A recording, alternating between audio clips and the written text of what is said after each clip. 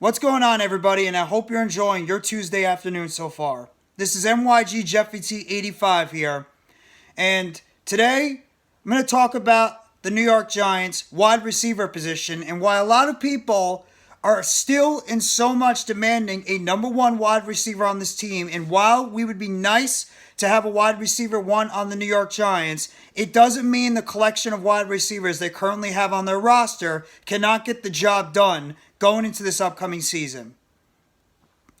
Now, we already have seen the upgrades that the Giants have made at the wide receiver position. They've re-signed Isaiah Hodgins to an exclusive rights deal for 1 year. They re-signed veteran wide receivers Darius, Slayton, and Sterling Shepard to new deals. Slayton on a 2-year, $12 million deal. Shepard on a 1-year, $1.3 million deal.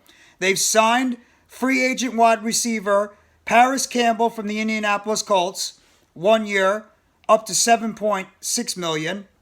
And they have also have second-year player Wan'Dale Robinson coming out from Kentucky last year. You look at this wide receiver core, and yes, the names don't flash off the screen. A lot of these guys are either number 2s or number 3s. You look at the wide receiver core currently constructed. I forgot about Jeff Smith too. 1 year, $1.3 million deal for Jeff Smith, or 1.2.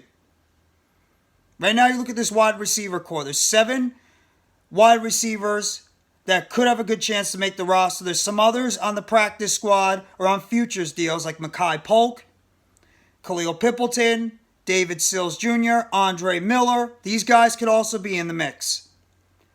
But I'm just going to stick with the 7 receivers right now. Right now. Isaiah Hodgins, Parris Campbell, Darius Slayton, most likely right now your top 3 receivers. Sterling Shepard, Colin Johnson, Wan'Dale Robinson, Jeff Smith.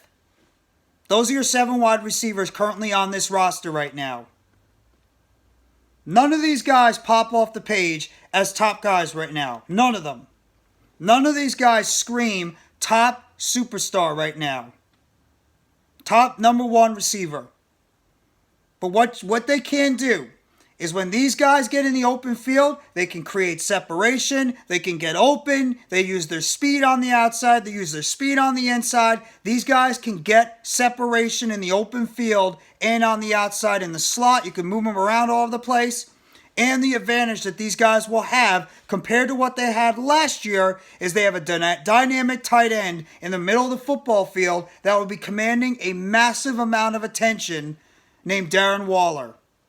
Darren Waller being on the field is going to command so much attention that teams are going to have to make sure they double up Waller, and it's going to open things up for Campbell, for Hodgins, for Robinson, for Slayton, for Shepard, whoever it is. These guys can get open. Parris Campbell has got speed. He's 6 foot, 200 plus pounds. Sort of like a poor man's Hakeem Nicks in terms of his build. Solid route runner. Play on the outside, play in the slot. He could even run some plays. We know what Darius Slayton could do on the outside and his chemistry with Daniel Jones. Speed player on the outside. Both Campbell and Slayton can run 4.3. Wan'Dale Robinson is a gadget player that can operate in the slot, and you can move him in the backfield. Sterling Shepard is a technician in the slot. Hodgins is a 6'4", 6'3", 6'4", big-bodied wide receiver that's an underrated route runner. Jeff Smith is another burner on the outside, 6'1", 194 pounds. And Colin Johnson is, in a way, a better Kenny Golladay than what we saw last year. 6'6", 220 plus pounds, can go up and get the ball. And he has better route running overall than what Kenny Golladay showed last year. This Giants team has receivers. It does. No, none of these guys are going to pop off and immediately say, oh, number 1 receiver, we got him. But what did Joe Schoen say at his press conference? When he spoke at the Combine, he said, we don't care about size. We don't care about height. We don't care about weight. We want guys that could separate. And guess what? A lot of these receivers can separate. The problem with these guys is that a lot of fans, and at times including myself, put these guys on a pedestal that they honestly should have not been on. These guys are not number one receivers for a reason. Darius Slayton, for the amount of hate this guy gets, and I was a proponent, and I didn't love Slayton at first either. But at the same time, this guy was a 5th round draft pick that we thought could be a number one receiver after what he did in his rookie season, and we overvalued him. He's a good number 2, or probably at best, a really good number 3. Parris Campbell is probably a number 2 receiver at best, maybe number 3. Isaiah Hodgins showed great chemistry with Daniel Jones. 3 wide receiver, maybe 2. Sterling Shepard, who the hell knows what Shepard is right now, coming off 2 serious injuries. Wan'Dale Robinson now is coming off a serious injury. Colin Johnson's coming off a serious injury. Jeff Smith has mainly been a special teamer or an occasional, very occasional, deep threat. Darius Slayton, deep threat. Outside, number 3, like I mentioned. The Giants wide receiver core might not pop off the page, but when you have dynamic weapons on this offense in Saquon Barkley at running back and Darren Waller at tight end, what it's going to do is it's going to make defenses have to pay attention to those 2 players, and that's going to allow the one-on-one matchups in the slot, on the outside, in the backfield with a receiver. If you want to do reverses, quick passes to the outside, slants, it can open up your offense to a lot more dynamic playmaking. And what these guys can show is game-breaking speed. The Giants got younger, they got faster, they got quicker at the wide receiver position. You could essentially have Darren Waller control the middle of the football field, and you could even flank out Barkley or Breida. And this will allow guys like Campbell or Slayton, who have 4.3 speed on the outside, to take it over the top and stretch the field for more big plays than the Giants had last season. That's the thing that a lot of people are missing. Is that this team is capable of putting together big-time plays. They just lacked in the skill position players, and now they got one in Darren Waller. When he's healthy, he's a top 3 tight end in the National Football League, and he will show it if he's on the football field. Parris Campbell is an electric wide receiver. The only thing that's held back Campbell during his career with the Colts has been injuries. 3 of his 4 seasons, he's missed significant time, but last year when he was healthy, he showed the type of player he could be. Not a number 1, but he is definitely a capable 2 or 3. We know what Sterling Shepard is when he's on the field. He's good, but he's never on the field. But when he is, he's good. Slayton, much hate as this dude gets, 3 seasons over 700 yards. And Daniel Jones, number 1 favorite target, other than Shepard. Hodgins, he's shown capabilities of being a pretty good receiver in this league. Colin Johnson was making strides during training camp and preseason before he went down with an Achilles. Wan'Dale Robinson was coming off his biggest game with the Giants against the Lions before he blew out his knee. Jeff Smith has shown times where he can make big catches down the field. This wide receiver core, while it's not great, it has shown capabilities of being explosive. You've just got to give this group a chance. You got to give it a chance. Not everything is going to be satisfaction immediately. And the thing is, there's still time for this team to add another receiver if they want. You have an entire NFL draft that's still coming with 10 draft picks and a loaded wide receiver class. There might not be a surefire number 1 receiver coming out of this draft that could be like on the level of what the past 3 drafts have been, but there is depth all around this draft. And if you put him in the right system, with the playmakers you already have, you could turn one of these guys into a number 1 receiver. Sometimes system fit is what can make a player emerge as a top receiver in the NFL.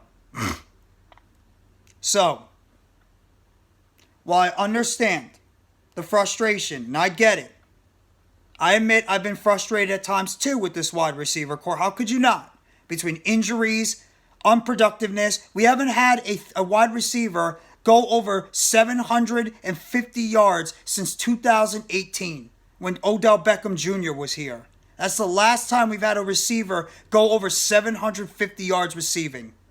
I think Slayton maybe was 752. That was the highest. So the Giants haven't even sniffed 800 yards receiving. That, I believe, is changing this year. A lot of it has to do with Darren Waller. I think he has a very good shot of hitting 1,000 yards this year for the Giants. But you're talking about a collection of wide receivers that some can beat you over the top with speed, some are route running technicians in the middle of the football field, some are diverse as can be, slot, outside, backfield, quick passes, slants, spread formation, separation in the open field. This wide receiver core is better than people think. Is it great? Absolutely not. Can it be good? You're damn right it could. You saw glimpses of what this offense could be because of the coaching of Brian Daboll and Mike Kafka. With guys, let's just be honest, should not have been running in that offense last year. Now you have a playmaker like Parris Campbell who has speed, size, and game-breaking ability on the inside and the outside, who can pick up yards after the catch. Slayton is a burner on the outside. If you can get Robinson and Shepard back, that helps. Isaiah Hodgins is only going to get better in his second year in this system. And who knows who we're adding in the draft. And there could even still be another trade that's on the horizon for the Giants. There's still plenty of time for this Giants team to add to this wide receiver core. Plenty of time. We have no idea who else could be entering the fray in this wide receiver core going into 2023. Give Joe Shane and Brian Daboll and Mike Kafka a chance to do what they can with this wide receiver core. Because when they're healthy, they're not bad. They're not. And when you have good coaching, like Brian Daboll and Mike Kafka have shown, with lesser or inferior talent at the wide receiver position, practice squad players he was operating with.